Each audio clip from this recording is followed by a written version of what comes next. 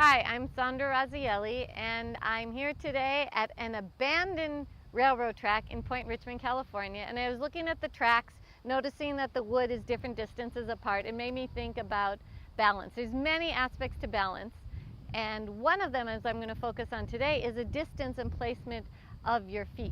So if you see here, on where these two wood pieces are, I can almost bring my feet about hips distance apart, which is a pretty basic stance often used in yoga for mountain pose. Or if I want a little more actually stability, I might take my feet a little wider, look a little tougher. That's another way. You might play with what's the difference with how far your feet are apart.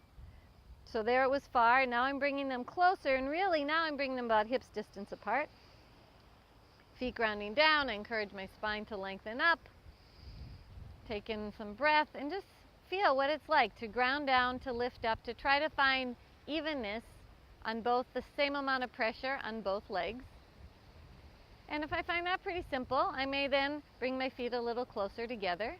That's a little less stable. Bring your feet a little closer together. But if you feel comfortable there, also grounding down to lift up, you may experiment with a little different stance, one foot in front of the other. Requires a different set of balance, and here you can play with is the weight more on the front leg, the weight more on the back leg, find the weight evenly on both legs. You might stay here.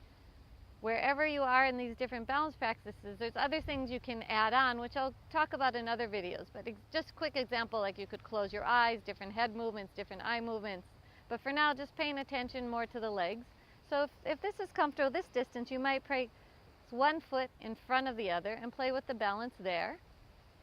And then a little more challenging is for most people it's more challenging to bring one heel to the opposite heel and practice standing there. Again, grounding down to lift up.